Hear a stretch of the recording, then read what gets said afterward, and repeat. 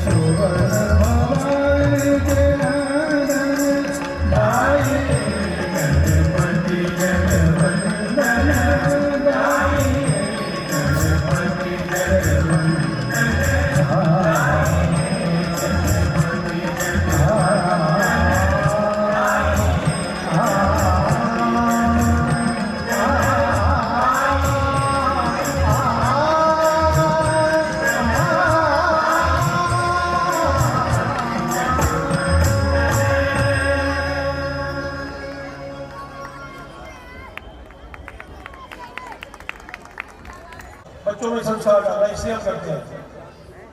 और इसके पीछे कितनी परिश्रम लगता है और कितना खर्चा होता है इसका अंदाजा आप लोगों को बिल्कुल नहीं है। उसको बताना मेरा फर्ज है कि इसमें अच्छा खासा खर्चा होता है जो आप लोगों के सहयोग से हम लोग करते हैं। और दिन रात एक करके एक एक घर पे जाके एक एक दानी सज्जन के पास जाके हम कलेक्शन करते हैं, तब जाके इतना खर्चा होता है। घर में एक छोटा सा लंच या डिनर भी करना है कैटर को, उसमें कितना खर्चा आता है सबको मालूम है। तो इतना ह्यूज अरेंजमेंट करने में कितना खर्चा आता होगा अंदाजा लगा सकते हैं। तो मेरी रिक्वेस्ट है आप सबसे, जिन लोगों ने अभी तक कुछ भी नहीं किया वो अपना सहयोग दे सकते हैं हमारे कार्यकर्ताओं से मिलकर। और जो जुड़ना चाहे स्टेज से, हमारे क्लब से किसी भी रूप में, वो आके हम लोगों में से संपर्क कर सकते हैं और आगे के लिए भी जुड़ सकते हैं।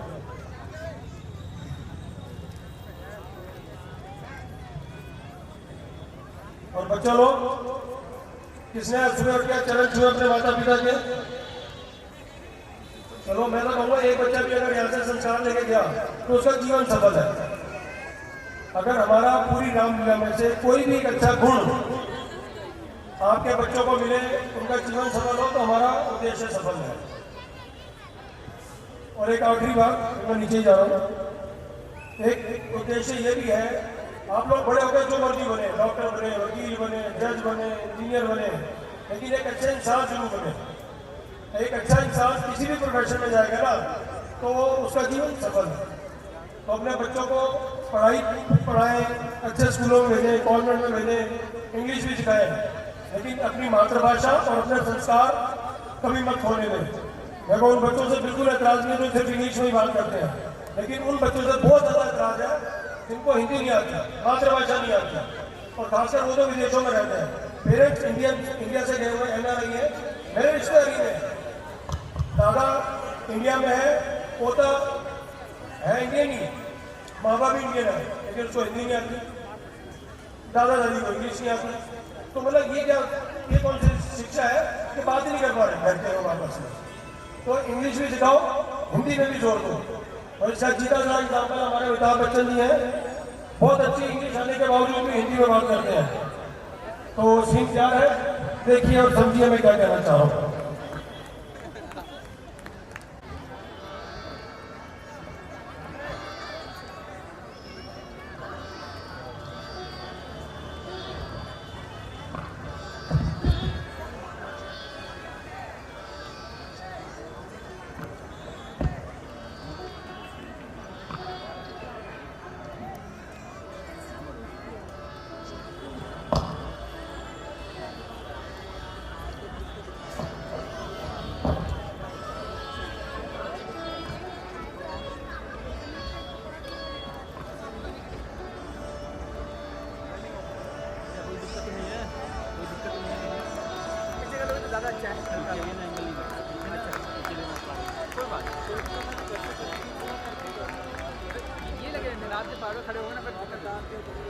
मैं भी बैठ जाऊंगा। ठीक है, दिख रहा है भैया ना आपको?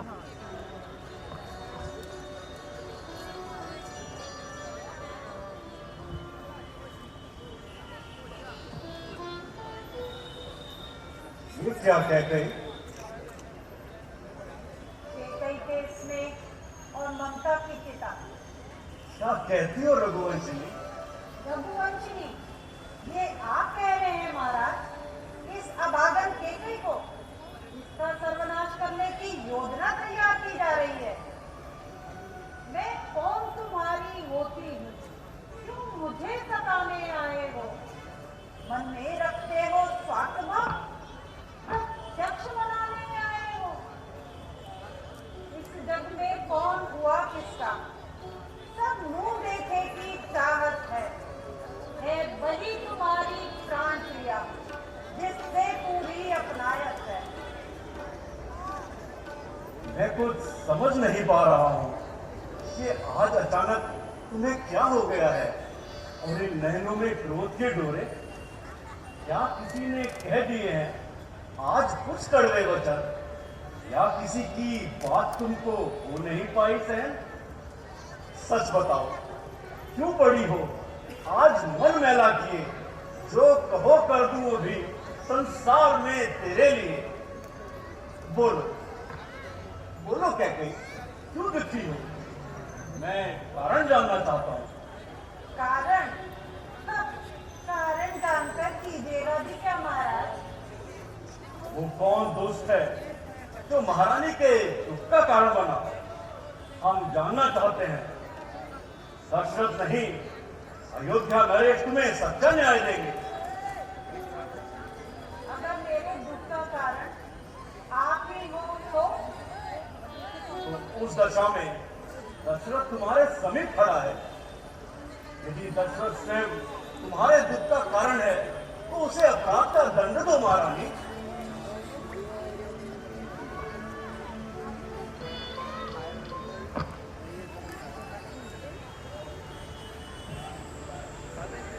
बोलो बोलो क्या कहे, तुम्हारे दुख का क्या कारण है?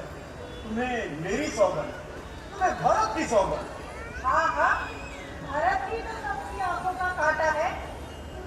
अरे ये क्या कह रही हो? अरे भरत तो मुझे राम से भी ज्यादा प्यारे हैं। सच महाराज? सच से भी ज्यादा महारानी। इस निसंतान दशरथ को शिव जाने किसके सौभाग्य से एक नहीं चार पुत्र प्राप्त हुए। उन्हें परखने की शक्ति भले ही और किसी में ना हो, पर दशरथ में अवश्य है। अर्थात दशरथ की निगाहों में चारों पुत्र एक समान हैं और दशरथ का ऐसा विश्वास है कि किसी एक भाई के न रहने पर चारों भाइयों के अंगों में कमी रह जाएगी। अब भी कोई शंका है महारानी? शंका कैसी महाराज? मैं तो यूं ही पूछ बैठी थी। वास्तव में तो मुझे कहना तो कुछ और भी था। तुम्हें आज्ञा है महारानी। दशरथ आज तुम्हारी हर इच्छा पूर्ण करेगा। जहां तक सूर्य का चक्र घूमता है वहां तक सारी पृथ्वी मेरे अधिकार में है। अपने बड़े साम्राज्य में जो भी मूल्यवान वस्तु हो मांग लो, हम अवश्य दे देंगे।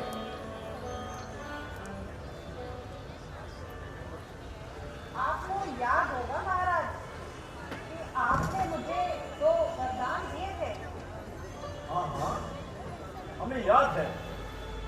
युद्ध स्थल में तुमने मेरी सहायता ही नहीं अभी तो मेरे प्राण भी बचाए थे।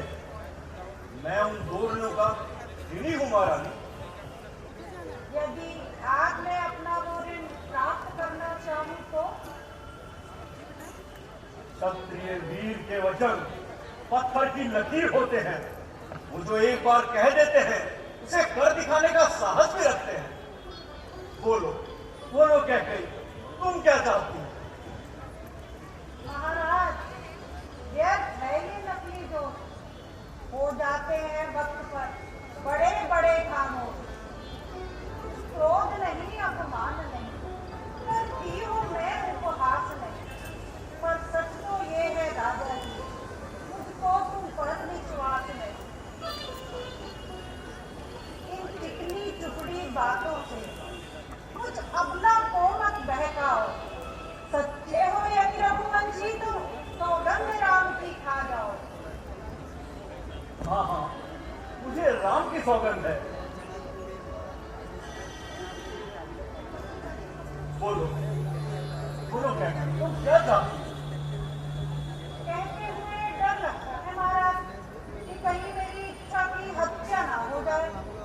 यदि रघुवंश के इतिहास पर नजर डालोगी तो देखोगी कि इस वंश में कैसे कैसे महापुरुषों ने जन्म लिया है, जिन्होंने अपने वचन, कर्म और धर्म की पूर्ति के लिए अपने प्राण भी न्यौछावर कर दिए। तजे आकाश तारागण, तजे सूरज दिशा अपनी, तजे गंभीरता सागर, तजे ठंडक हवा पानी। कहा एक बार जो वही मेरा अंतिम वचन होगा। मिथ्या नहीं दशरथ का, आज वही वचन होगा। रघुकुल रीति सदा चली आई, प्राण जाए पर वचन न जाई। बोलो बोलो कैके, तुम्हें क्या चाहिए? तुम्हें जो भी मांगना है मांगो, हम अवश्य पूरा करेंगे। हमें तुम्हारे राम की सौगंध। हम आज तुम्हारी हर इच्छा पूरी करेंगे, परंतु उससे पहले तुम्हें हमारी एक बात माननी होगी। बात माननी होगी? वो क्या महाराज? पहले ये भयंकर भेष उतारो और अपनी मोहिनी छवि हमें दिखाओ। इसे देखकर हमारी दशा वही होती है जो चांद को देखकर चकोरती। बस उसी मोहिनी मूर्ति के एक बार दर्शन कराओ, तुम्हारे दोनों वरदान तत्काल पूरे कर दिए जाएंगे। ठीक है महाराज।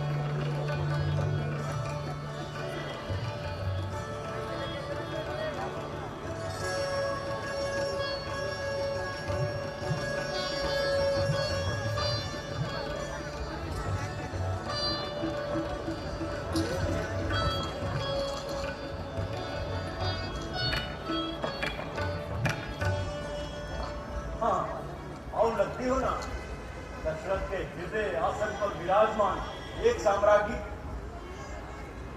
मांगो, क्या मांगना चाहती हो?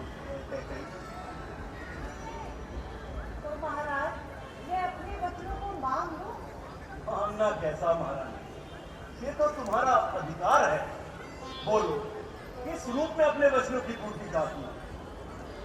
तो सुनो प्राणपति प्राणनाथ, वर अपने आज में मांगती हूँ। कौशल्या नंदन के बदले निज सुत को राज मांगती हूँ। कही महाराज, मैं अपने प्रथम वचनानुसार मांगती हूँ कि राजा राम नहीं भरत हो। क्या कह रही हो? क्या कही? महाराज, ऋण तो दूसरा है मेरा, वो भी सुन लो। ऋण तो दूसरा है मेरा, वो सुनकर कंपित मत होना। क्षत्रिय नरेश कहलाते हो तो प्रण से विचलित मत होना। युवराज राम जो होने हैं वो राजा नहीं उदासी है। कल ही से 14 वर्षों को तपसी बनकर वनवासी हो। क्या कही?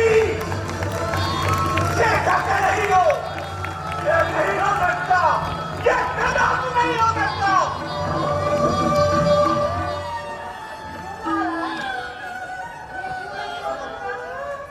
क्या भरतलाल आपके पुत्र नहीं, जो मेरे वचन आपको तीर के समान सुने? क्या महाराज, रघुकुल नीति को दोषी ठहराना उचित समझेंगे? क्या मैं सब कहने मात्र को ही है यज्ञपति? फिर रघुकुल रीति सदा चली आई, प्राण जाए कसर न जाई। नहीं क्या कही, दशरथ अपने प्राणों पर खेलकर भी अपने वचनों को पूरा करेगा। तब मेरे वचनों को पूरा करने में किस बात का संकोच है महाराज? दशरथ के मन में संकोच अंश मात्र भी नहीं है। हाँ, भविष्य की कल्पना करता हूं, ये संसार मेरी भूल पर हंसेगा। संसार भूल पर हंसेगा? वो क्यों? तो इसलिए कि नारी की मूलभूत प्रवृत्ति को जानते हुए भी मैंने उस पर विश्वास किया कि मेरे स्वच्छ और कोमल हृदय की भूल थी। तुम्हारे क्षणिक प्रेम के वशीभूत होकर मैंने अपने स्वभाव की आहुति दे डाली।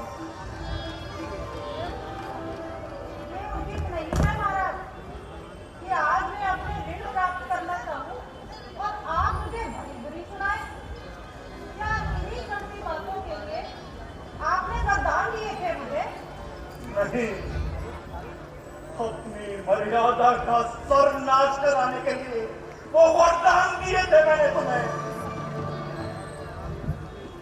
बोलो कैकई, बोलो क्या चाहती हो? केवल केवल अपनी दूसरी मांग भूलकर जो चाहे मांग लो, मैं अवश्य पूरा कर दूंगा। मुझे मेरी इच्छाओं की पूर्ति चाहिए महाराज। अपने हृदय के बलबलों को समेटो महारानी।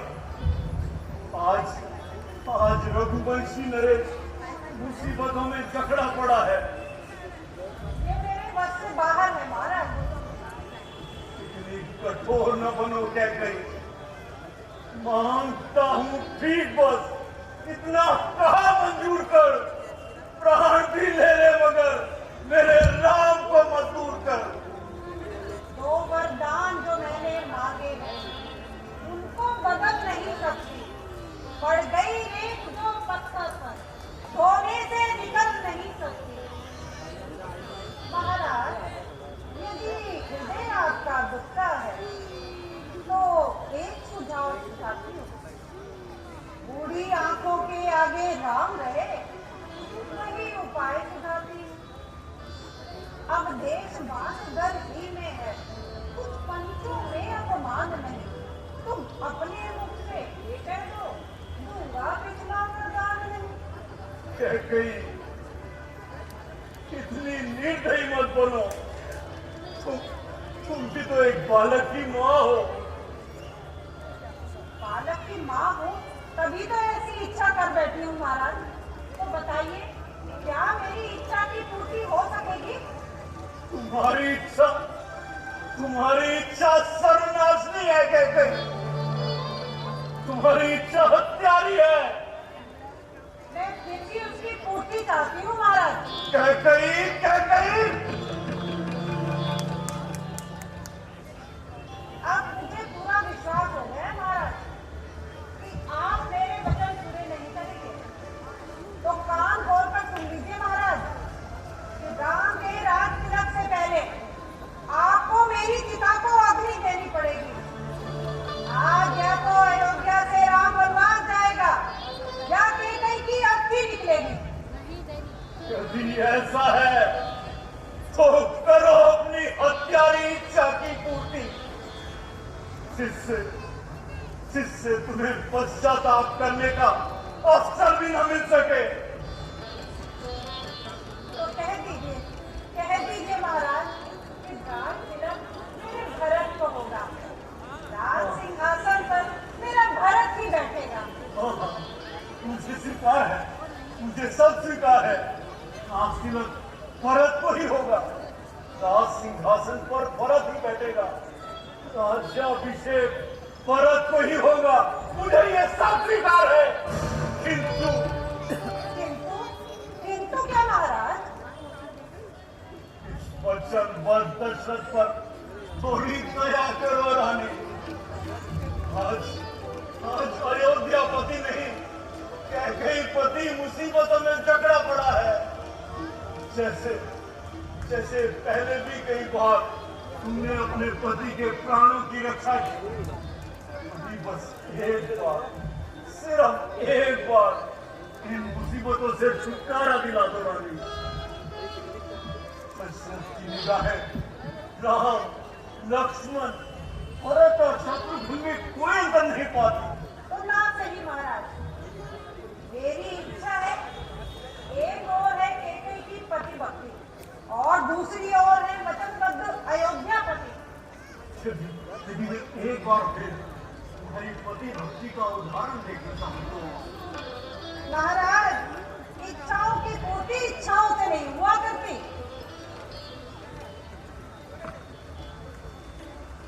तो क्या एक पतिव्रता नारी के मांग के सिंदूर की पूर्ति केवल उसके पति के खून से ही हो सकती है?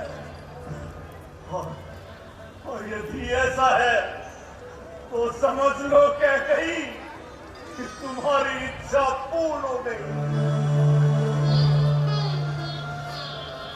राज्याभिषेक भरत को ही होगा और वनवास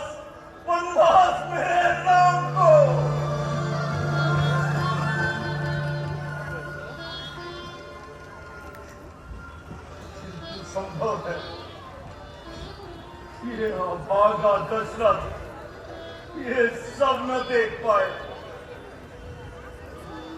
कही तुम्हारी इच्छा हत्यारी है। तुम्हारी इच्छा दशरथ के खून की प्यासी है। तुम नारी नहीं, पति और पुत्र भक्षिणी हो। तुम नारी नहीं, पति और पुत्र भक्षिणी हो। तुम नारी नहीं।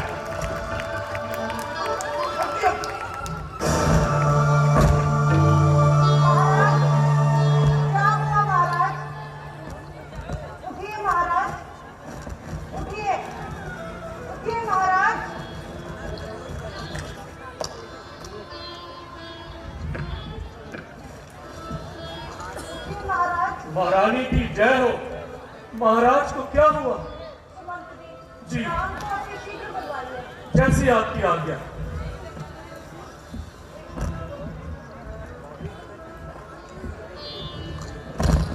महाराज धरती पर पड़े पड़े विलाप ही करते रहेंगे क्या? तो हाथ होने को है। नरेश बनकर उठिए, राजा बनकर राज सिंहासन पर विराजिए। मंत्रीगण आते ही होंगे। उन्हें अपना बदला हुआ निर्णय नहीं सुनाएंगे क्या? उठिए महाराज, उठिए।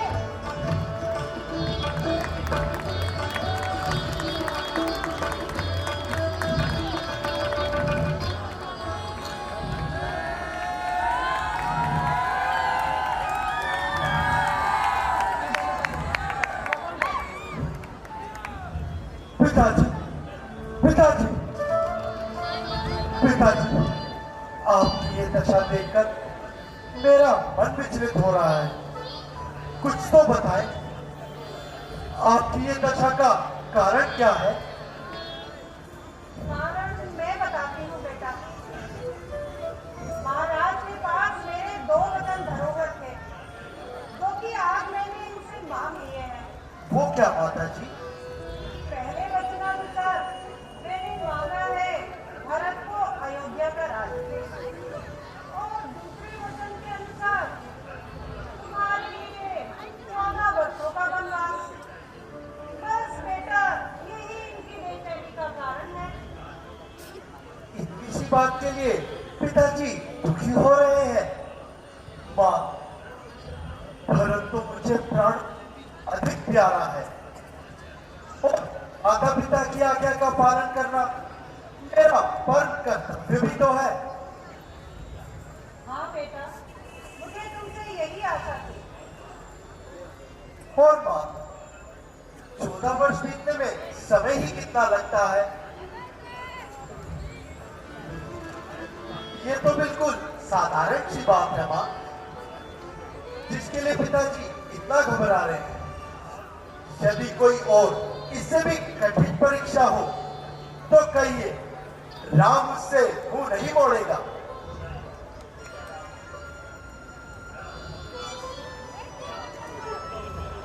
जी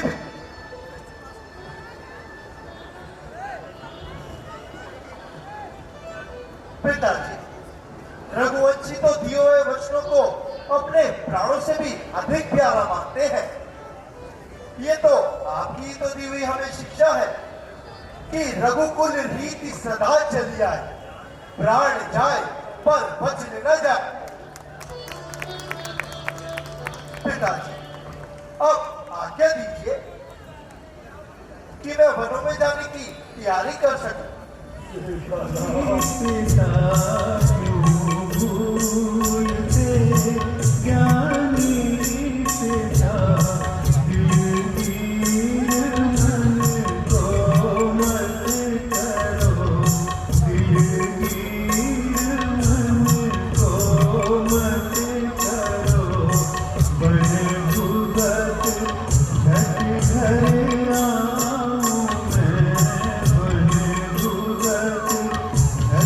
हरे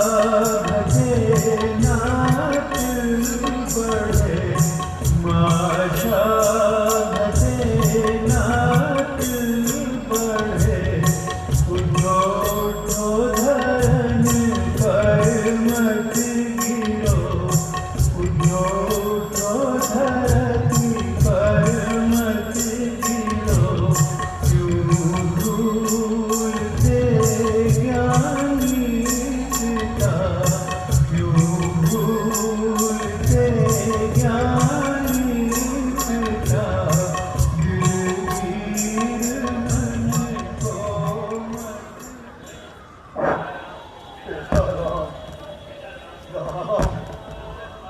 तुम मुझे छोड़ के मत जाओ। मुझसे तुम्हारा बिछोह सहन नहीं हो सकेगा बेटा। पिताजी, मुझे आज्ञा दीजिए कि मैं बन जाने की तैयारी कर सकूं।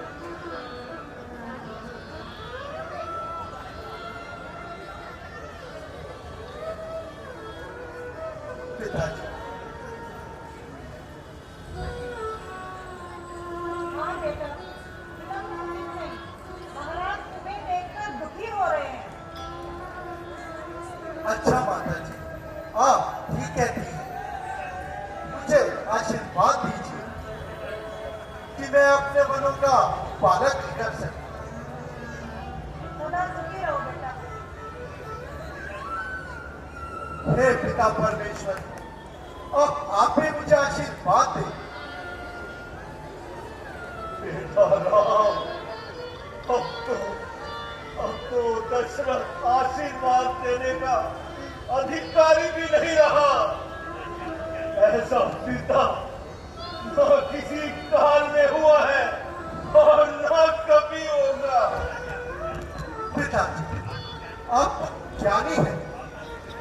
भावनाओं से तभी ऊंचा होता है। आप वो ममता का त्याग करें और मुझे अपने कर्तव्य का पालन करने दें। अच्छा माता जी, अब आप भी आज्ञा दीजिए और विदा कीजिए। सुखी रहो बेटा।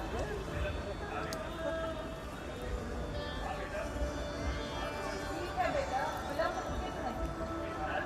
महाराज तुम्हें देखकर दुखी हो रहे हैं। हाँ माता जी, आप ठीक कहती हैं।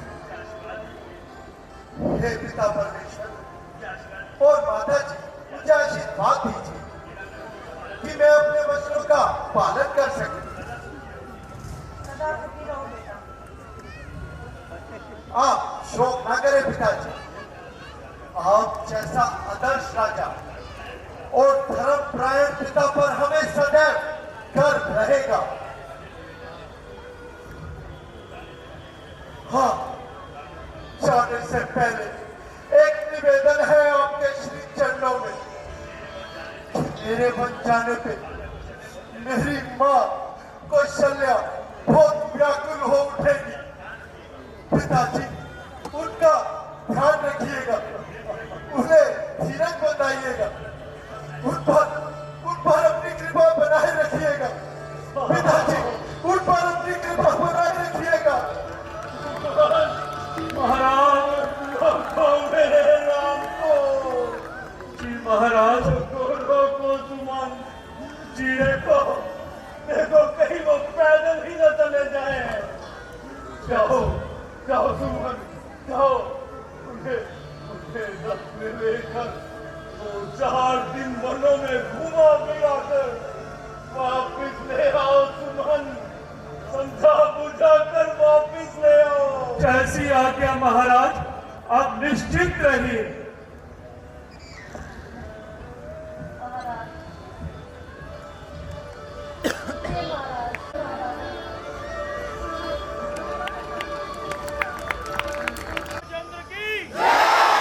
ये हुई ना बात। हमारा असीम सौभाग्य है कि हमारे बीच श्री हर्ष असरी जी उपस्थित हैं। इनका परिचय ये है कि सबसे पहले वे समाज सेवी हैं, समाज सेवा के कार्य करते हैं और उससे भी ऊपर लव कुश रामलीला जो पुरानी दिल्ली में होती है उसके ये सदस्य हैं और हर तरीके से योगदान देते हैं। हमारी खुशकिस्मती है कि हमारे बीच उपस्थित है।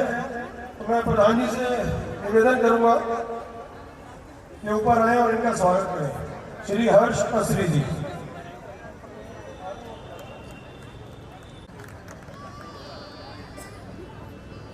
क्लब के सदस्य, सीनियर सदस्य सभी आ गए। विनय मलिक जी, मधुआ अंकल और राजीव जी, आप भी आइए सर, स्वागत है।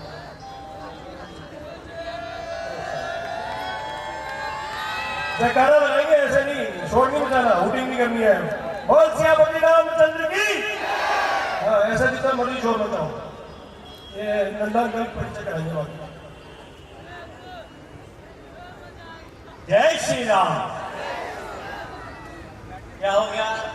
2 दिन बाद आया हूं, उदास हो गए? जोर से जय श्री राम। एक बार और जय श्री राम। धन्यवाद। मेरे ख्याल से मैं ज्यादा टाइम नहीं लेता, आप लोगों का स्वागत करते हैं। हाँ।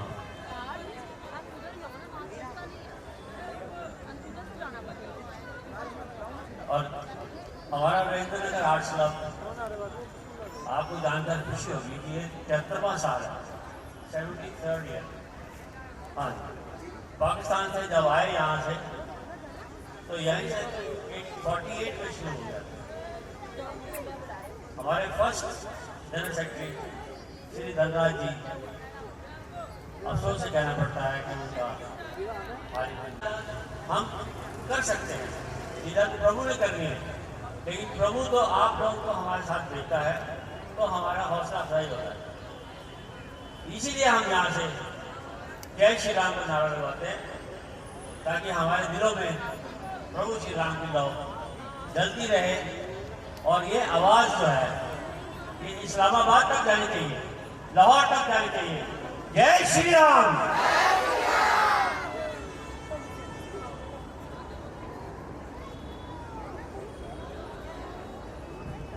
नंदा का स्वागत करेंगे हर्ष भाई।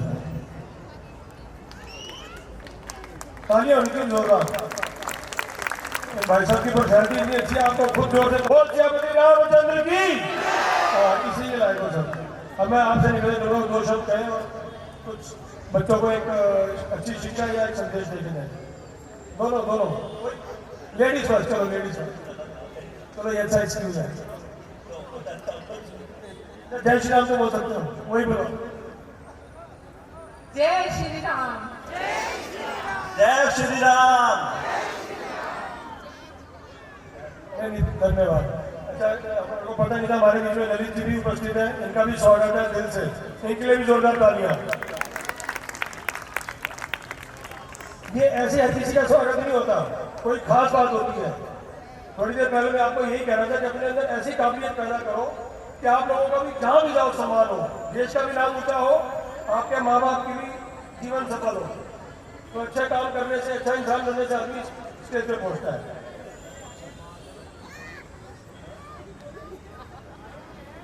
विनय मलिक जी स्वागत करेंगे हर्ष भाई का। तानिया प्लीज। मेरे को लग रहा ललित भाई कुछ कहना चाह रहे हैं, इनकी कसर आप पूरी कीजिए। जय श्री राम। आज राजेंद्र नगर आर्ट क्लब में आकर मन आत्मा को इतना सुकून मिला। अभी बाबूजी बता रहे थे कि लगभग 73 साल हो गए हैं जब पाकिस्तान से हमारे पूर्वज आए थे सन 1947 में। तो मेरा जन्म राजेंद्र नगर का 30/11, 30/12, उससे हमें पूरी गली अलाट हुई थी गुलाटी वाली। और उस समय जो वहाँ के लोग थे, मेरे दादा परदादा DI खान से और मदर मुल्तान से, और मैं गलती से 2 बारी मुल्तान और पाकिस्तान होके आया हूँ हाल ही में। मैं अपने माता पिता को लेकर मुल्तान गया था, जहाँ मेरी माता जी का जन्म हुआ था। लाहौर, रावलपिंडी, DI खान 2 बार गया हूँ। पहली बार अपने भाई को लेके गया था। और आज भी दिन में जब भी नवरात्रे आते हैं तो मुझे मुल्तान से, पाकिस्तान से दिवाली की शुभकामनाएं, नरातों की शुभकामनाएं वहाँ के मुसलमान भाई जो मुल्तानी में देते हैं, DI खान के बन्नू से, रावलपिंडी से, सब जगह से आते हैं। तो आज मैं यहाँ आया हूँ तो मुझे काफ़ी खुशी हुई है कि मेरा जन्म BL कपूर का 68 का है। और हमारी दुकान शंकर रोड पे ग्रैंड बेकरी का पिशोरी के सामने दुकान शॉप होती थी। तो आज मैं अपने घर पे आया हूँ, अपने क्लब में, अपने क्षेत्र में आया हूँ। आप सबको मेरी ओर से और हमारे भैया हर्ष असरी जी, जिनको आप आने वाली फिल्म इमरजेंसी जो कंगना रनौत जी के साथ आ रही है, 2024 में आ रही है, 2023 की अब 2024 में आएगी। उसमें आप हमारे हर्ष असरी जी को देखेंगे और ये समाज सेवी हैं और बहुत ही धर्म के और बड़े ही सोशल वर्कर हैं। कभी भी किसी को रात दिन कभी भी किसी हेल्प की जरूरत होती है तो हमारे हर्ष असरी जी हर समय से, एक बार जोरदार तालियां हमारे असरी जी के लिए। और इतना ही कहूंगा कि और खुल जाएंगे 2-4 मुलाकातों में, चले तो आए हम बातों ही।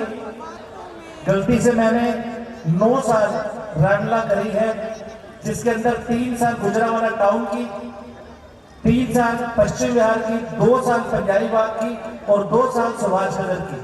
उसके बाद आज मैं पहली बार लगभग 15-20 साल तक स्टेज पे आया हूँ रामला की। मैं आप सभी का, जो हमारे साउंड चला रहे हैं, हमारे वीडियो जो चला रहे हैं, हिम स्टूडियो, शंकर कपूर जी, जिन्हें पूरे हिंदुस्तान में हिम स्टूडियो के नाम से जाना जाता है, जिनको YouTube चैनल की तरफ से सिल्वर बटन मिला है और लगभग 2.25 लाख सब्सक्राइबर इनके हैं, शंकर कपूर जी के। शायद कोई भी ऐसा कलाकार नहीं है जिनको इन्होंने शूट नहीं किया। तो मैं सभी हमारे कलाकार भाइयों का कहते हैं, खुशी हो या गम हो इसका गम नहीं, फनकार है जिएंगे फनकार की तरह। जोरदार तालियां। हमारी खुशकिस्मती है कि हमारे बीच में हमारे इलाके के SHO साहब, जो बिल्कुल फिल्मी स्टाइल वाले दबंग होते हैं ना, सलमान खान साहब, वही पर्सनैलिटी है। मैं इनका भी स्वागत करूंगा और चाहूंगा प्लीज स्टेज पे आए। आइए प्लीज। थाना प्रभारी और न्यू जनरल,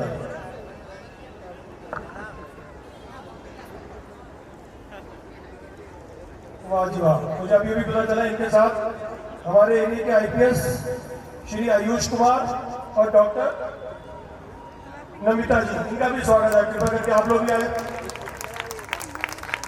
इस एरिया में ऐसे लोग आए तो हमारा वैसे चिन्ह खड़ा हो जाता है, क्योंकि यहीं से निकलते हैं ये लोग। IAS IPS राजेंद्र नगर का नाम रोशन कर दिया इन लोगों ने। एक चीज मैं अपनी रिसर्च बताना चाहूंगा जब तक ये लोग सेटल हो रहे हैं। राजेंद्र नगर का नाम दिल्ली में रैबिट जोन में इंडिया में। नमस्कार सर, आपका स्वागत है। आइए आइए प्लीज, कहीं सेंटर में। Welcome welcome.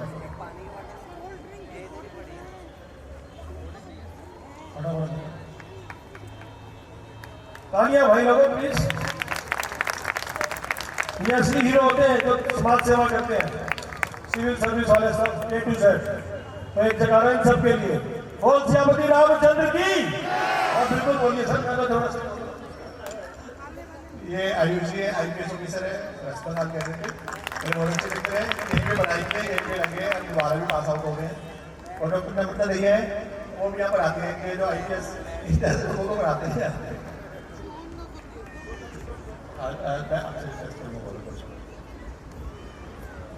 धन्यवाद SHO राजेश्वर साहब और पाकिस्तान ने इतना बढ़िया प्रोग्राम ऑर्गेनाइज किया है। और मेरे को काफ़ी अच्छा लगा कि इतने लोग आए हैं देखने के लिए। और एक फेस्टिवल तो है ही, बट हमारा कल्चर भी हम याद रखते हैं, ये काफ़ी अच्छी बात है।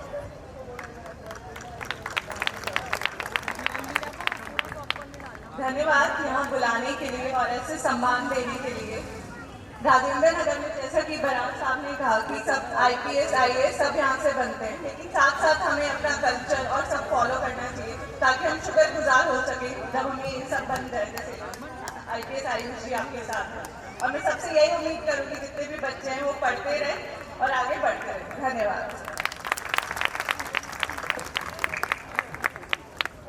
और SHO यहाँ पे, और किसी को भी कोई किसी तरह की समस्या हो तो मैं 24/7 यहाँ पे अवेलेबल हूँ।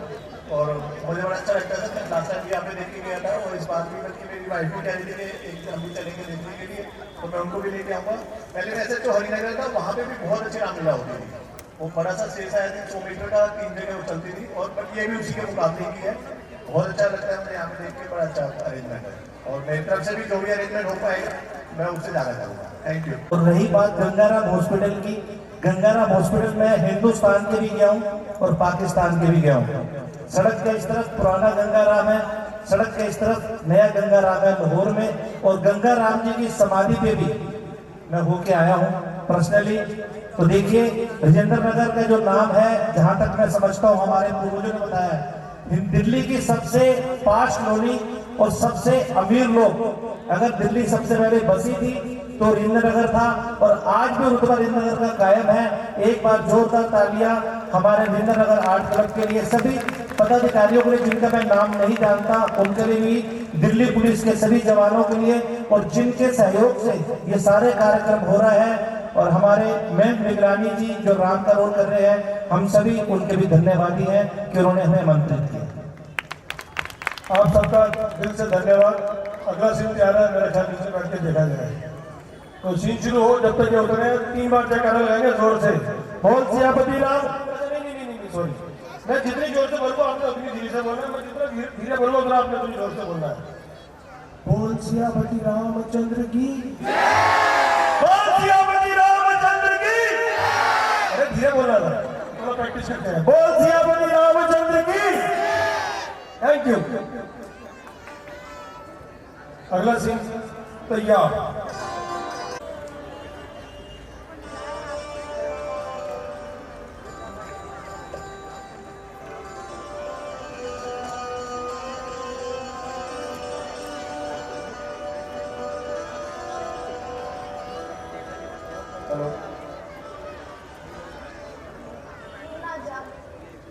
न जाने आज क्या अनर्थ होने वाला है। आज प्रातः से ही मेरी दाहिनी आंख पड़क रही है। हे भगवान, रक्षा करना, रक्षा करना।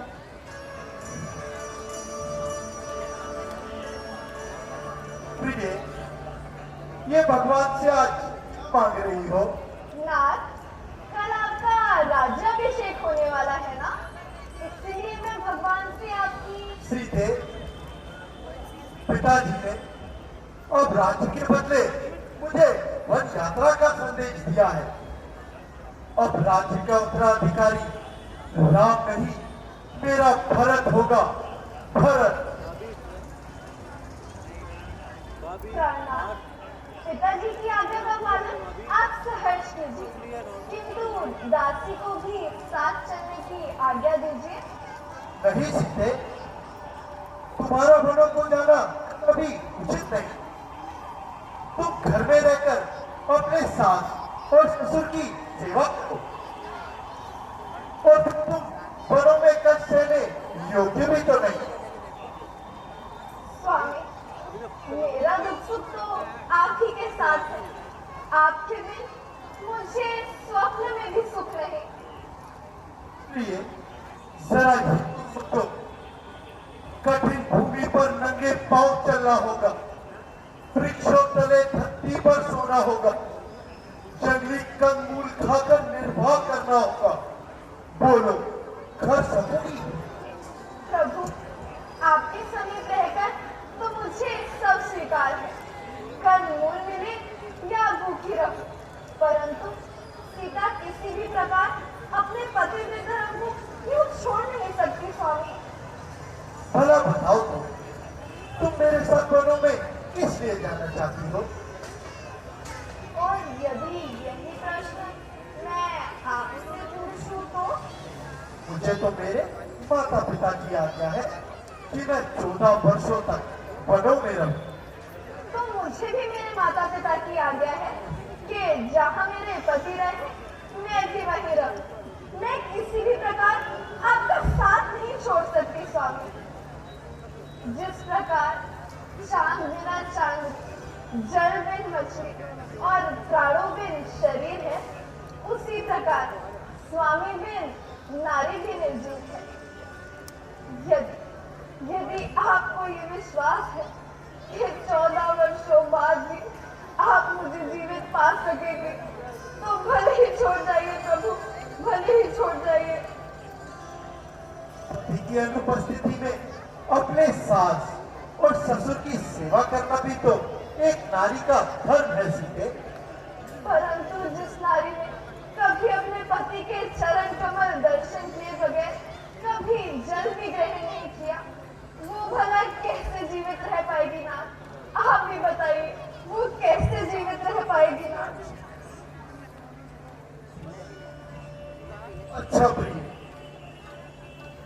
अच्छा प्रिय, जैसी तुम्हारी इच्छा। चलो वन चलने की तैयारी करो। ना सीधे आओ।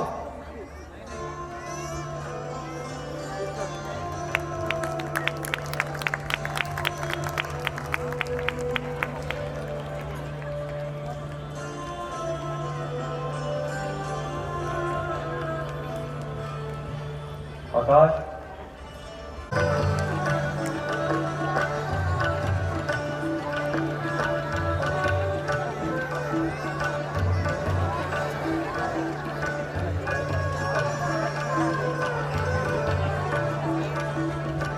हेलो।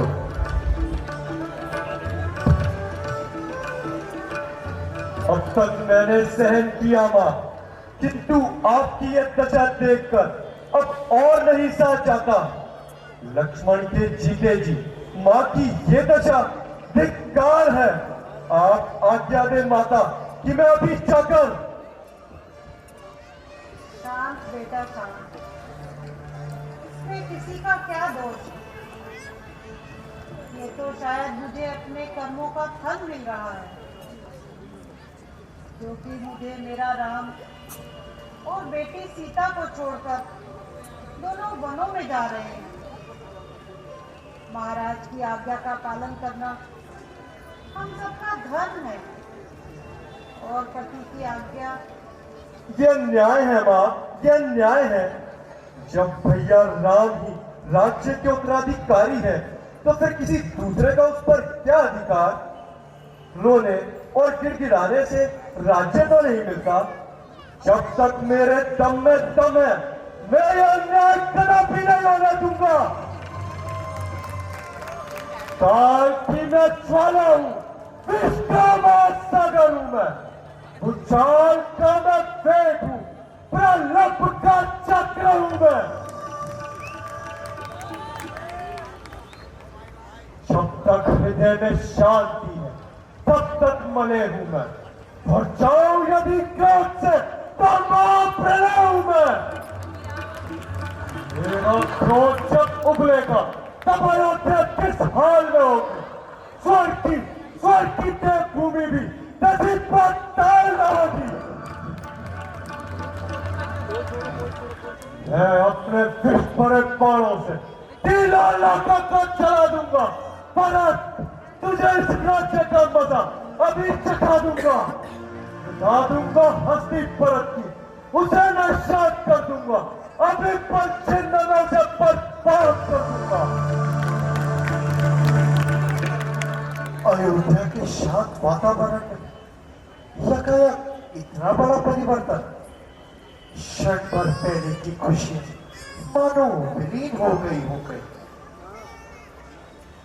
मां के कई ने कल के होने वाले राजा को आज दर दर का भिखारी जो बना दिया है भैया। नहीं लक्ष्मण, नहीं, मां के कई ने नहीं, राम के सौभाग्य ने, इन होनहार घड़ियों ने। भैया, क्या आप ये नहीं समझते कि ये सारा का सारा विष मां के कई नहीं उगला है? मां के कई ने तो अपना धर्म किया है लक्ष्मण, अपना धर्म पाला है, अपने हेतु कल्याण किया है। भैया, आप अपने कोमल और शांत स्वभाव के कारण मां के कई के अन्याय को सहन किए जा रहे हैं। नहीं लक्ष्मण, मां के कई ने कोई अन्याय या अनर्थ नहीं किया। उन्होंने तो मुझ पर उपकार किया है। उपकार? हाँ, यदि ये उपकार है तो फिर अत्याचार की परिभाषा क्या होगी भैया? क्षमा करें भैया, लक्ष्मण के पास इस अन्याय का केवल एक ही उत्तर है, विद्रोह। विद्रोह? विद्रोह से तो द्वेष बढ़ता है लक्ष्मण। दो पत्थरों के टकराव से सदैव आग ही उत्पन्न होती है, और आग तेल से नहीं पानी से शांत होती है मेरे भाई। और फिर विद्रोह तुम किससे करोगे? अपने माता पिता से, अपने भाई से? विद्रोह तो केवल राज्य भाषा में भैया, किंतु सत्य तो ये है कि न्याय के लिए हर संघर्ष धर्म होता है और पाप के विरुद्ध हर निर्णय एक कर्म। इस पर विचार करना राम का कर्तव्य नहीं, और इस पर विचार करना भी राम का कर्तव्य नहीं है लक्ष्मण। राम का कर्तव्य है अपनी माता पिता की आज्ञा का पालन करना, भले ही इसे कोई अनर्थ समझे या अन्याय। किंतु राम का हृदय कह रहा है कि इसमें भी कोई भलाई छिपी है जिसे तुम और हम समझ नहीं पा रहे। तब आपका ये निश्चय अटल है लक्ष्मण। तो ये भी निश्चित समझिए भैया कि लक्ष्मण भी आपके साथ वनों को चलेगा। किंतु वनवास तो राम को मिला है, लक्ष्मण को नहीं। भैया क्या वनवास मिले बिना वन यात्रा निषेध है? नहीं तो फिर लक्ष्मण को छोड़ जाने का विचार क्यों करते हैं आप? क्योंकि ऐसा होना संभव नहीं मेरे भाई। भैया क्या आप लक्ष्मण को अपनी सेवा के योग्य नहीं समझते? ऐसी बात नहीं है लक्ष्मण।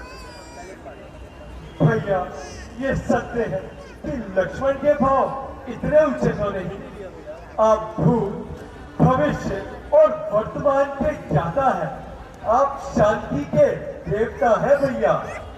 किंतु मुझसे ये सहन ना हो सकेगा कि मैं उठाकर राज सिंहासन पर श्री राम के अतिरिक्त किसी और को देखूं।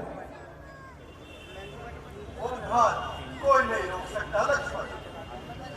तो फिर ये भी निश्चित समझिए भैया कि लक्ष्मण को भी आपके साथ वनों में जाने से कोई नहीं रोक सकता, कोई नहीं भैया। लक्ष्मण आपका भाई भी है और सेवक भी। क्या इस सेवक का हृदय में उसके जीवन की आशा की जा सकती है?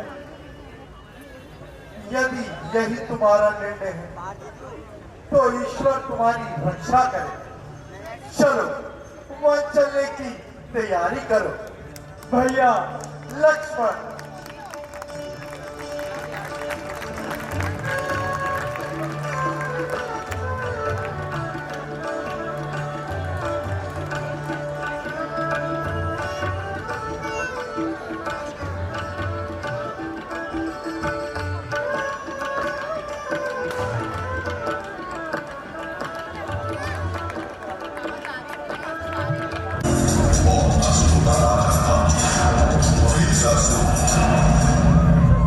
अपने आक्रोश और अहंकार में पृथ्वी को तबाह करना शुरू कर दिया।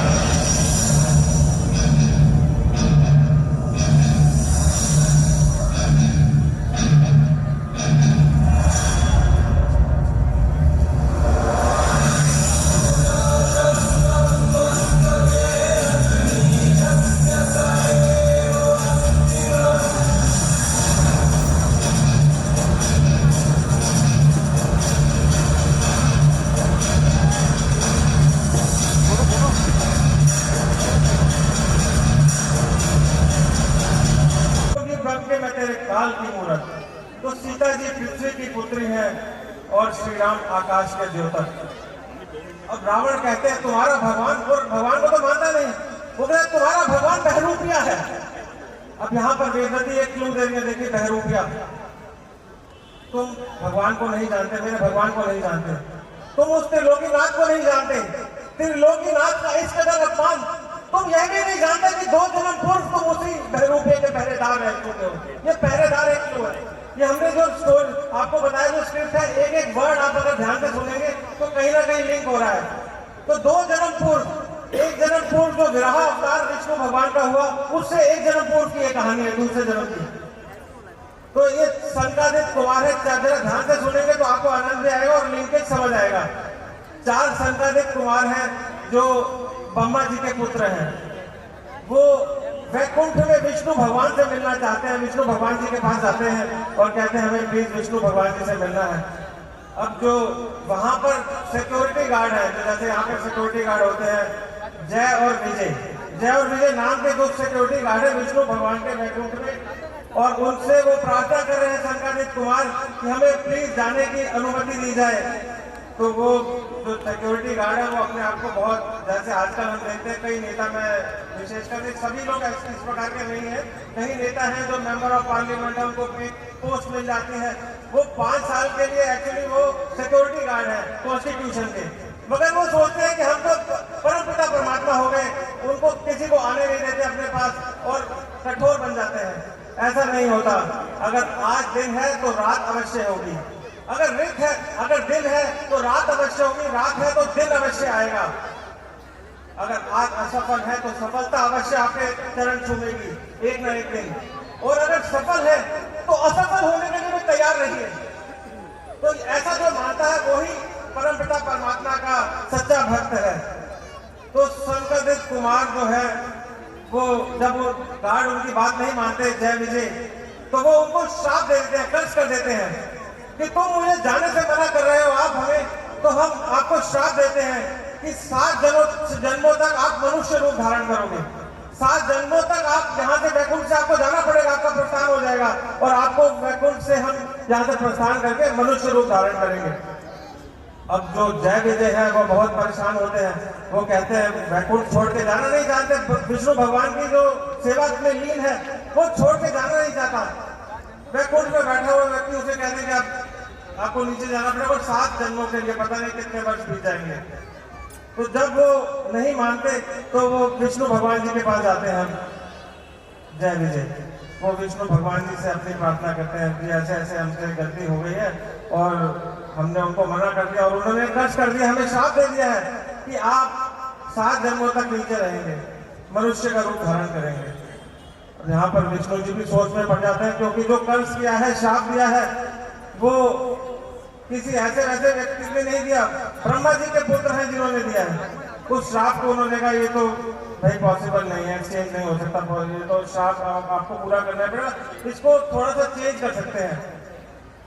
या तो आप 3 जन विष्णु जी के दुश्मन बनेंगे, उनसे युद्ध करेंगे और विष्णु जी द्वारा ही मारे जाएंगे। 2 ऑप्शन है आपके पास कि या तो आप विष्णु जी के दुश्मन बनेंगे, उनसे लड़ाई करेंगे और उसके बाद आप मर जाने के बाद वापस वैकुंठ में आ सकते हैं। दूसरी ऑप्शन आपके पास यह है कि 7 जन्म आप विष्णु जी के भक्त बनेंगे, उनकी भक्ति करेंगे, जहाँ पर पृथ्वी लोक पर जाएंगे और 7 जन्म आप भक्ति में लीन रहेंगे और उसके बाद आप वापस वैकुंठ में आ सकते हैं। तो उनका देखिए जो जय विजय है उन्होंने डिसाइड किया, पहली ऑप्शन उन्होंने चूज की, पहली ऑप्शन उन्होंने चूज की क्योंकि वो समय कम चाहते हैं, वो 3 जन्मों के बाद ही वापस वैकुंठ में जाकर विष्णु जी की सेवा में लीन होना चाहते हैं। तो वो पहली ऑप्शन चुनते हैं जिसमें वो यह चुनते हैं कि 3 जन्मों में ही हम उनके युद्ध, उनके साथ युद्ध करेंगे, विष्णु जी के साथ जो भी वो रूप धारण करेंगे जब पृथ्वी लोक में जाएंगे। और उसके बाद तो इसमें हमने देखा जो पहला अवतार जो था विराह अवतार, जो हिरण्याकश्यप का वध हुआ, हिरण्यवंश का वध हुआ। उसके बाद त्रेता युग में हमने देखा श्री राम, जहाँ जो हम श्री रामलीला मंचन कर रहे थे, 73वीं रामलीला में हम ये राम जी का पूरा वो रामलीला मंचन कर रहे हैं, जिसमें रावण और कुंभकर्ण ये 2 जय विजय में 2 भाई हैं जो अपने श्राप से मुक्त हो रहे हैं। और तीसरा जन्म जो हमने देखा वो श्री कृष्ण ने शिशुपाल और कंस को मारा। तो ये विष्णु भगवान की लीला है दोस्तों, बहुत ही एक लिंक हमारी स्क्रिप्ट में देखिए वर्डिंग है, उस वर्डिंग को लिंक किया होगा कि 2 जन्म पूर्व तुम किसी बहरूपिया के पहरेदार रह चुके हो। मेरा ख्याल सीन तैयार है, मैं ज्यादा समय नहीं लूंगा। बिट्टू जी सीन तैयार है और 1 मिनट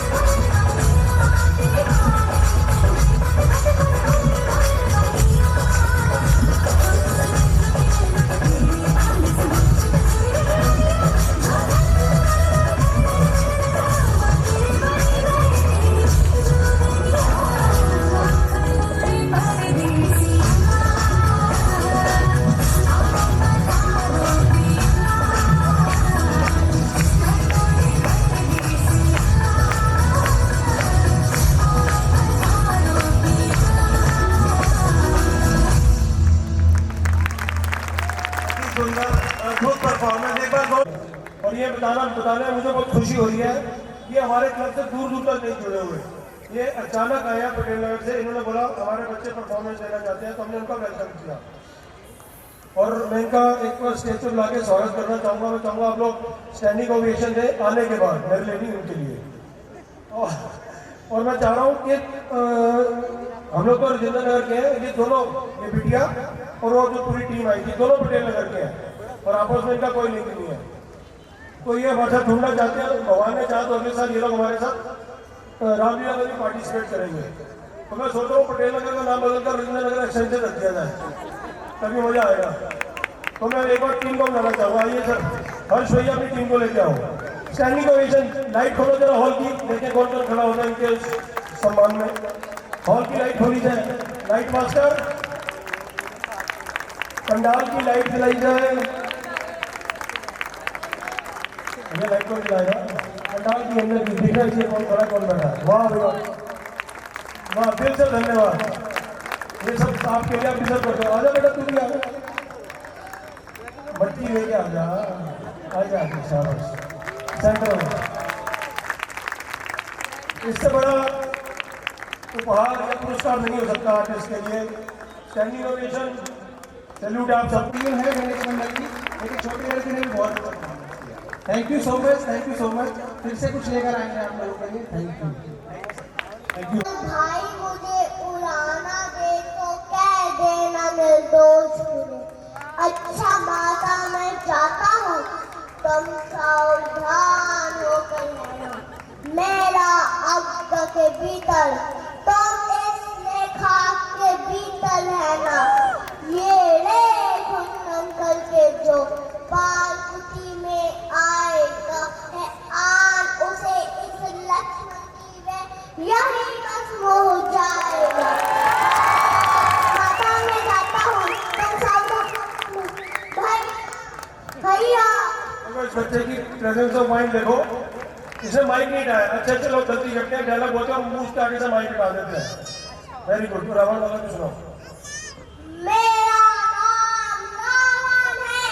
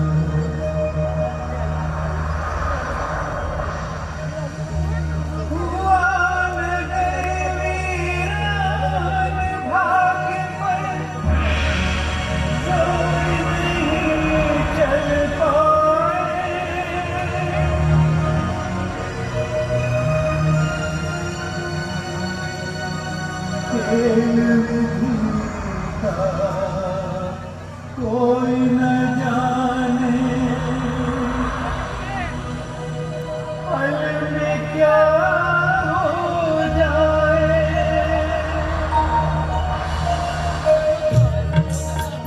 सब छोड़ के घने और काम चला, मेरा राम पर आए काम चला। सब छोड़ के घने और काम चला, मेरा राम पर आए काम चला। रोए रोए कौशल्या माता,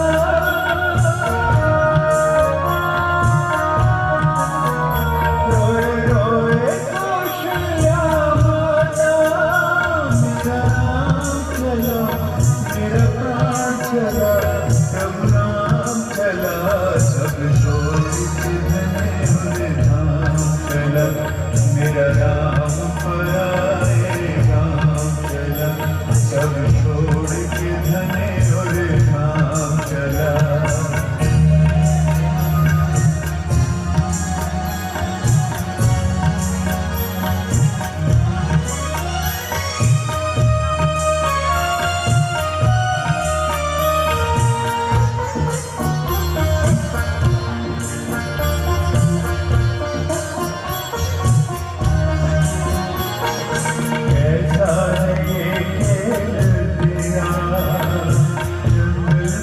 क्यों है बसेरा तेरा, कैसा है खेल तेरा, जंगल में क्यों है बसेरा, सब छोड़ के सुख आराम चला, सब छोड़ के सुख आराम चला, मेरा नाम चला, मेरा प्राण चला, प्रभु राम चला, सब छोड़ के मेरा नाम चला, मेरा नाम पराए राम चला, रोए रोए कौशल्या माता,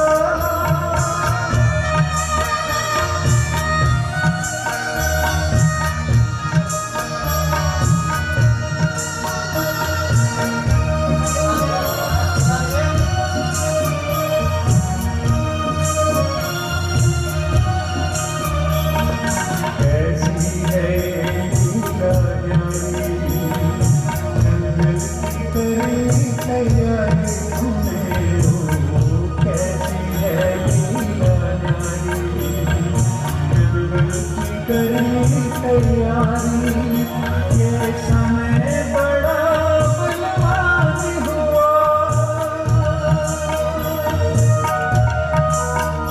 ये समय बड़ा बलवान हुआ, मेरा नाम चला, मेरा प्राण चला, प्रभु राम चला, सब छोड़ के मेरे नाम चला, मेरा नाम पराए राम चला, रोए रोए कौशल्या माता, रोए रोए कौशल्या माता, मेरा राम चला, प्रभु राम चला, मेरा प्राण चला, सब छोड़ के मेरे नाम चला, मेरा राम पराए राम चला, सब छोड़ के मेरे नाम चला, मेरा राम पराए राम चला, सब छोड़ के मेरे नाम चला, मेरा नाम पराए राम चला, सब छोड़ के मेरे नाम चला, मेरा नाम पराए राम चला।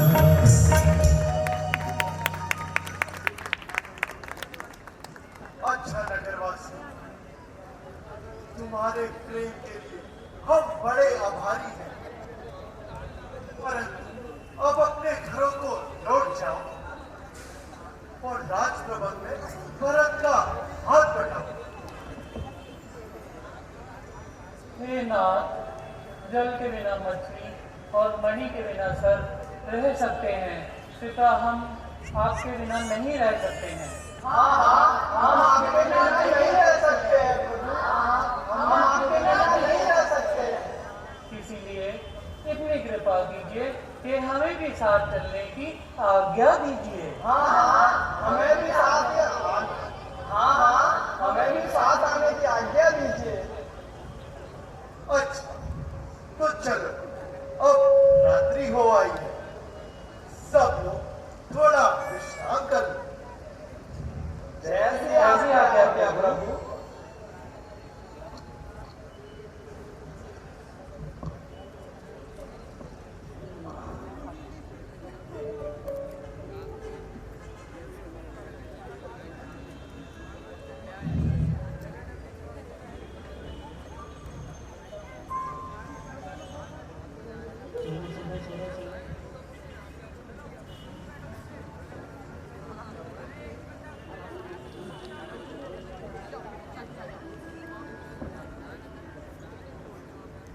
हे ताजमहल जी, उठो और चलने की तैयारी करो। इन लोगों को यही छोड़ जाना उचित रहेगा, नहीं तो ये फिर हट करेंगे और वनों में जाकर धर धर उठेंगे। किंतु नाथ, प्रातः काल जब ये उठेंगे, इनको बहुत दुख होगा प्रभु। नहीं सुमन जी, ये सब समझ जाएंगे और निराश होकर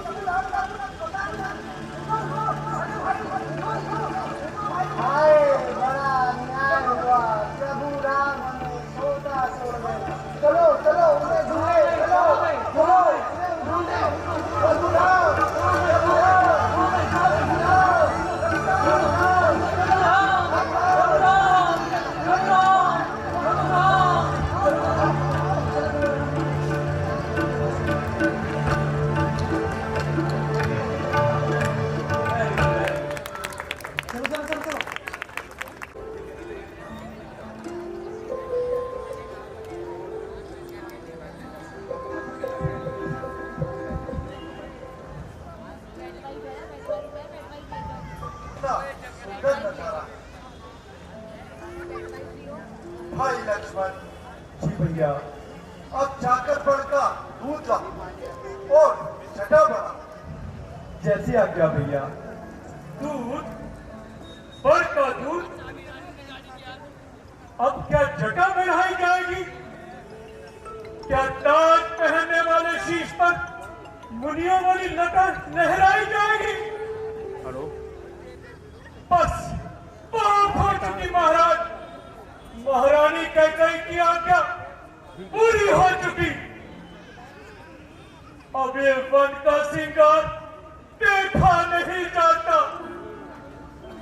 चलिए भगवान, अयोध्या वापस लौट चलिए। ये क्या कहते हैं आप मंत्री?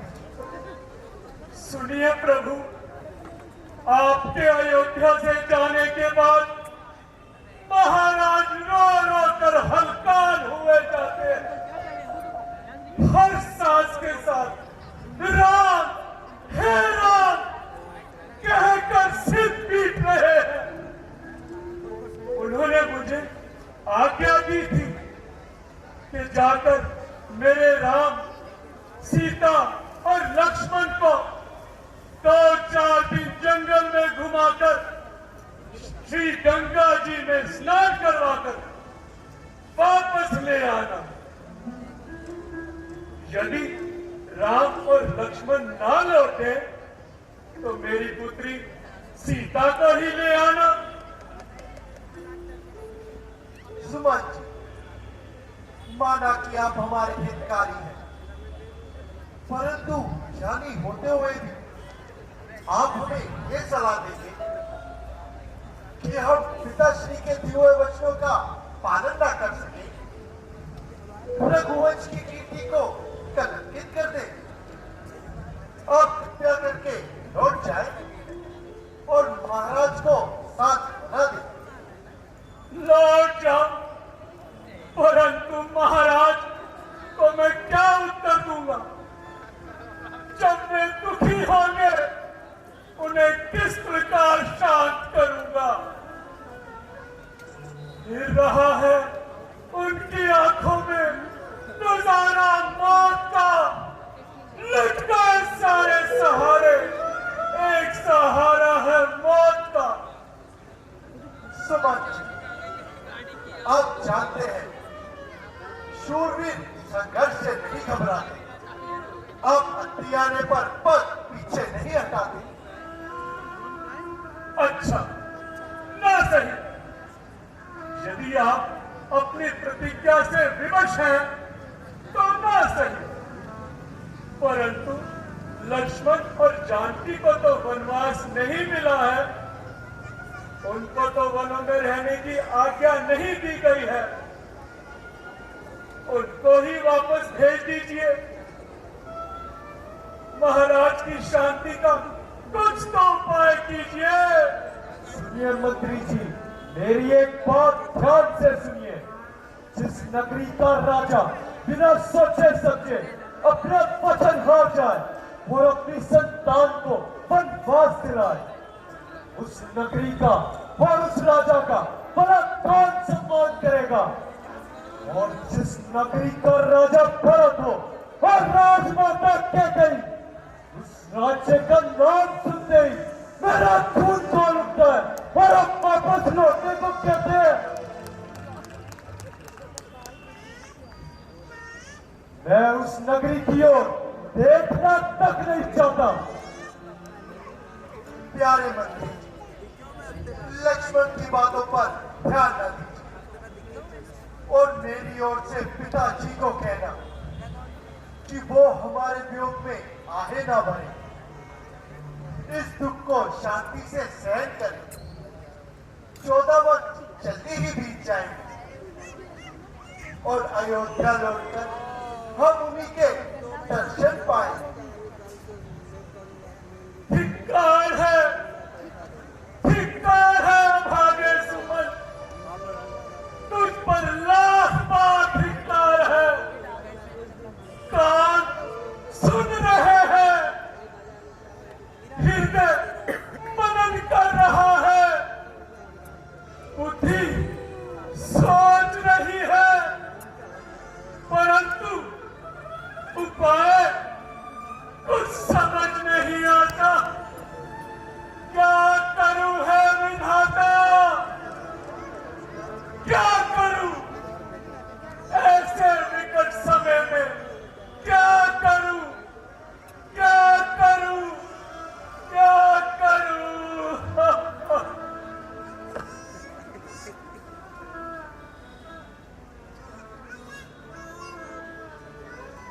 भैया लक्ष्मण, सुमन जी तो मूर्छित हो गए। अब हमें आगे चल देना चाहिए, नहीं तो इनका दुख हमसे देखा नहीं जाएगा और हमारे सांस में विघन आएगा। जैसी आज्ञा भैया।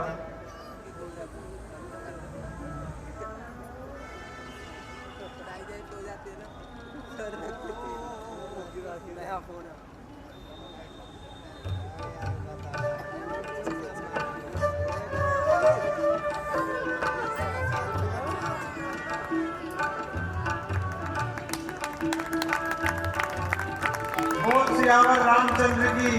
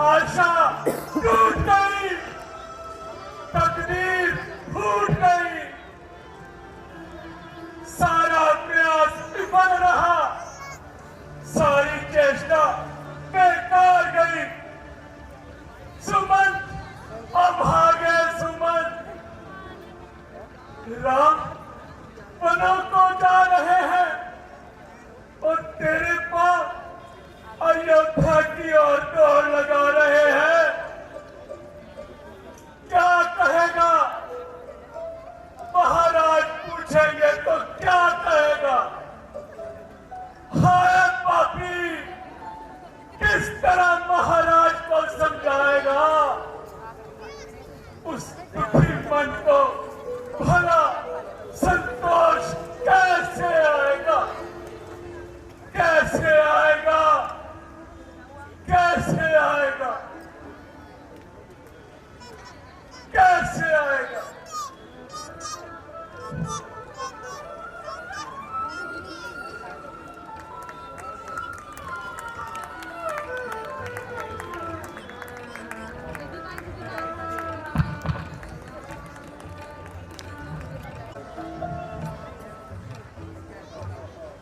महाराज प्रणाम।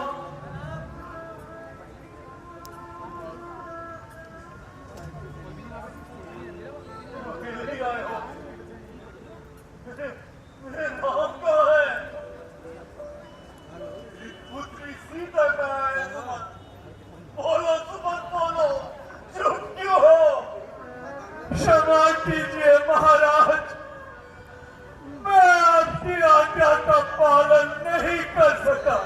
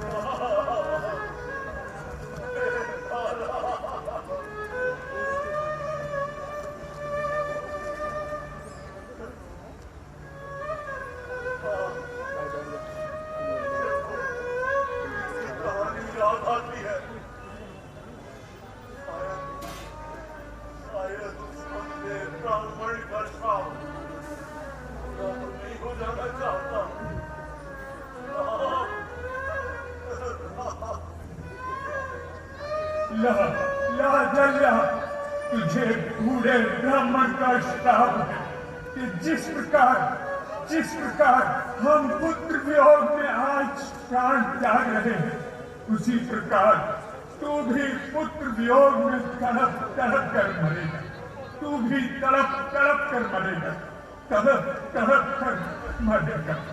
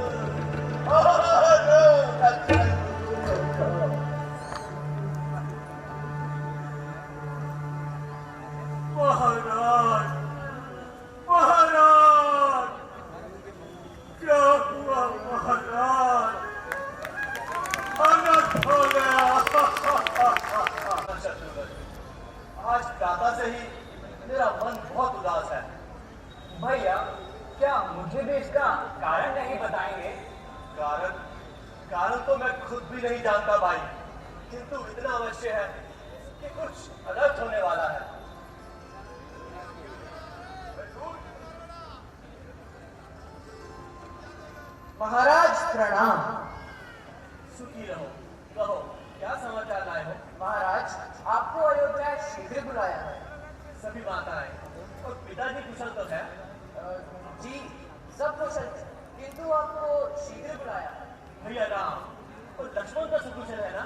जी भैया, सब कुछ कुशल है, किंतु आपको शीघ्र। तू आदमी है या पशु? मैं पूछ रहा हूँ कि हमारे यहाँ सब कुशल तो है और तू कट लगाया और शीघ्र बुलाया है। महाराज क्षमा करें, किंतु आपको शीघ्र बुलाया है। कैसे मुख से पाला पड़ा है भैया। इसकी उल्टी सीधी बातें तो मेरे समझ में नहीं आती। उचित यही है कि हमें शीघ्र ही अयोध्या की ओर चलना चाहिए। हाँ शत्रु, हाँ, मैं भी तो यही कह रहा हूँ। चुप रहो। आइए भैया, नाना जी से चलने की आज्ञा लेते हैं। चलो शत्रुघ्न, शीघ्र चलो।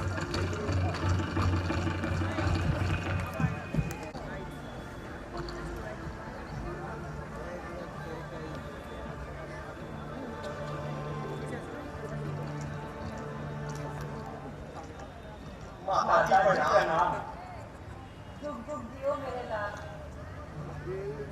तुम्हारा यश और कीर्ति संसार में फैले। ननिहाल में सब कुशल मंगल तो है ना? ननिहाल में तो सब कुशल मंगल है, परंतु अभी तक पिताजी के दर्शन नहीं हुए। क्या बात है माता जी, आज आपने ये कैसे वस्त्र पहन रखे हैं? आपके आभूषण भी नहीं, आपकी मांग में सिंदूर भी नहीं, और महाराज भी अपने कक्ष में नहीं है। ये सारा राजमहल सूना पड़ा है।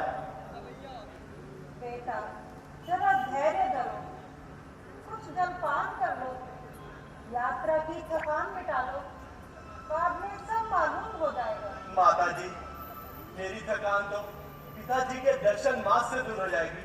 आप शीघ्र बताइए, पिताजी कहाँ हैं? बेटा, कहते नहीं हूँ, जरा आराम कर लो, बाद में सब बता दो। आप बताती क्यों नहीं माँ? ऐसी भी क्या बात है जिससे भी पूछता हूँ उल्टा सीधा जवाब देता है। जो दूत हमें बुलाने आया था उसने आपको शीघ्र बुलाया है, इस सिवा कुछ नहीं कहा। और जब आप कह रही हैं कि धीरे धीरे सब बता देंगी, आखिर ये सब क्या है माँ?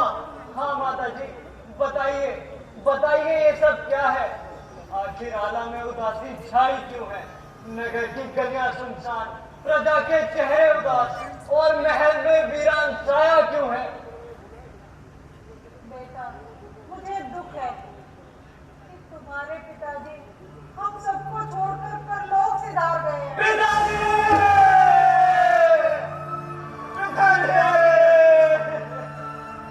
माँ, क्या कह रही हो? नहीं, ये नहीं हो सकता। कह दो माँ, ये सब झूठ है। कह दो माँ, ये सब झूठ है। रघुकुल की महारानी को ऐसा मजाक शोभा नहीं देता। बेटा, मैं कैसे विश्वास दिलाऊं कि ये सब सत्य है? तो पिताजी का स्वर्गवास हो गया। शत्रुघ्न भैया, पिताजी और हम आगे उनके अंतिम दर्शन भी न कर सके। मौत खेला खेल है और क्या हमारे साथ तूने अवसर पाकर है किया? तूने बर्बाद हमें। ए आकाश तू टूट पड़ जा, पृथ्वी की तुझ में समा जाऊं मैं। टूट पड़ा आकाश कि तेरे नीचे दब जाऊं मैं। पिताजी, ये सब कैसे हुआ? क्या बताऊं बेटा, बस हाय राम हाय लक्ष्मण कहते हुए महाराज ने अपने प्राण त्याग दिए। भैया राम, वो लक्ष्मण भी उनके पास नहीं गए। हाँ बेटा, वो तो पहले ही वनों को चले गए थे। वनों को चले गए? भैया राम, वो लक्ष्मण ने ऐसा कौन सा अपराध किया था जब वो वन जाने को विवश हुए? माँ, यहाँ इतना देर हो गया और मुझे पता तक नहीं। सारी स्थिति साफ बताओ माँ। तो सुनो भरत, महाराज तो अयोध्या का राज्य राम को देना चाहते थे। वो तो भला हो मंथरा का,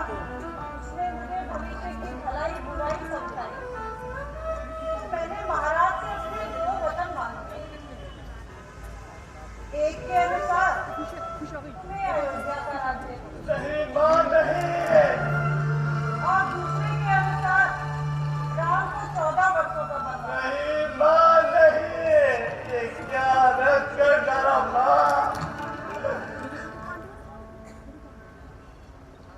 लो बेटा, अब ये राज तुम्हारा है, तख्तो ताज तुम्हारा है। तुम तो ताज को लगे आग।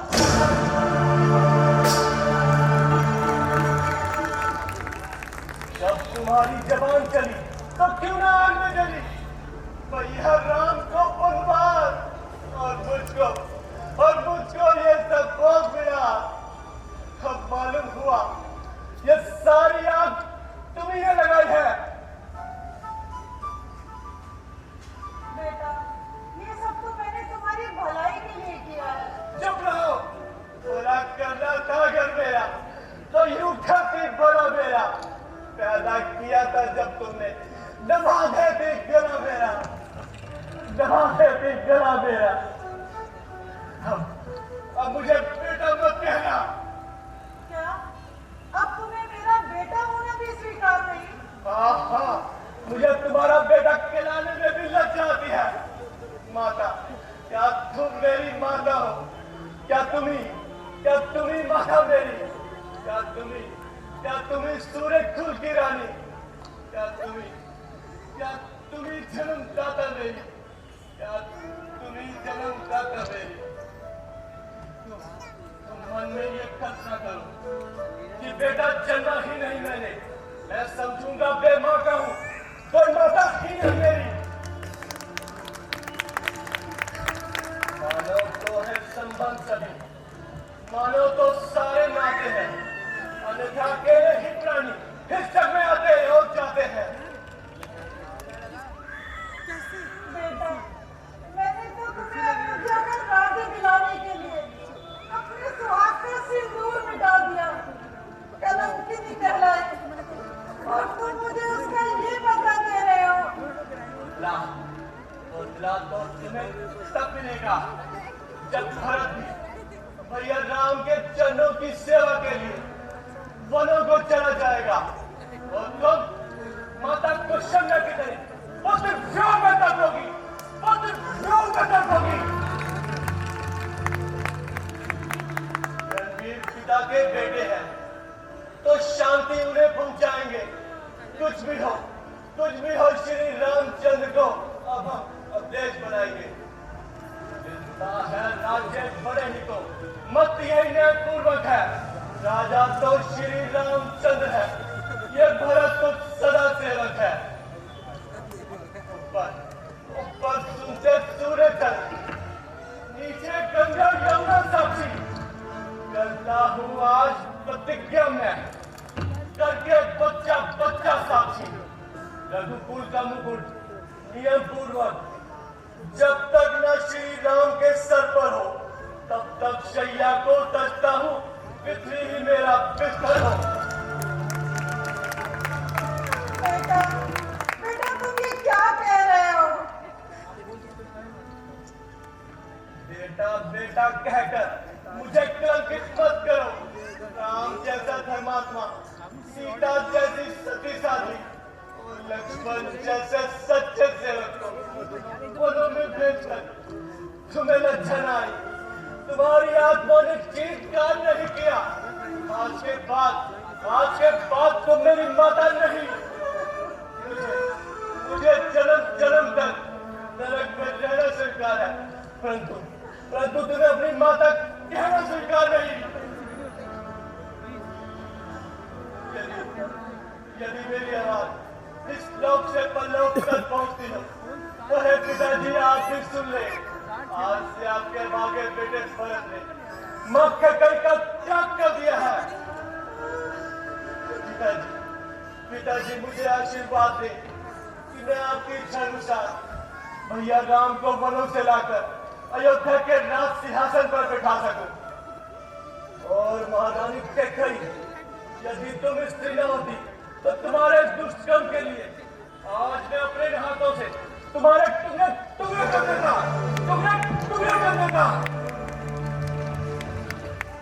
नहीं नहीं नहीं, ऐसा करने से मेरे भैया राम मेरा परित्याग न करे। हो गया होना लिखा था, जो हमारे भाग्य में राम का सेवक चला, अब राम के अनुराग में। आज के बाद मैं तुम्हारा ये मुख कभी नहीं देखूंगा। आज के बाद मैं सच में कभी नहीं आऊंगा। सुना तुमने? कभी नहीं आऊंगा, कभी नहीं आऊंगा।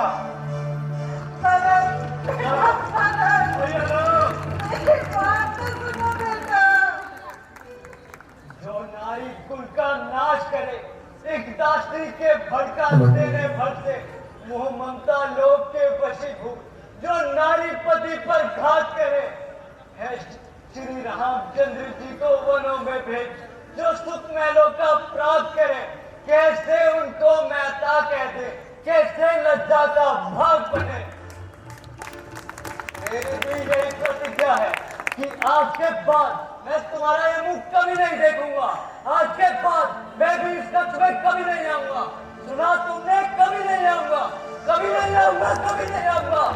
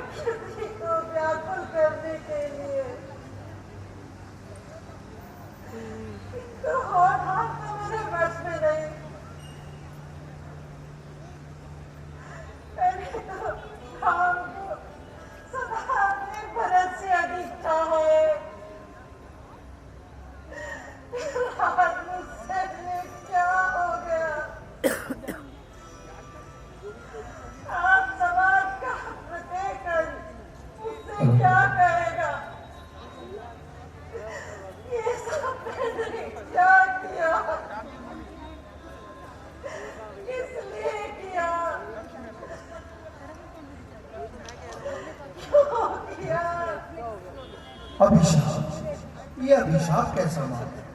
तुम्हारा राम कभी नहीं भूल सकेगा कि राम के प्रति माँ कैकेयी का प्यार कौशल्या माँ से अधिक रहा है। मुझे तो लगता है इसमें भी माँ कैकेयी ने राम के भविष्य को उज्जवल बनाने का प्रयत्न किया है। अच्छा माँ, अब अपने राम को आशीर्वाद दो कि वो कुछ नेक कार्य कर सके।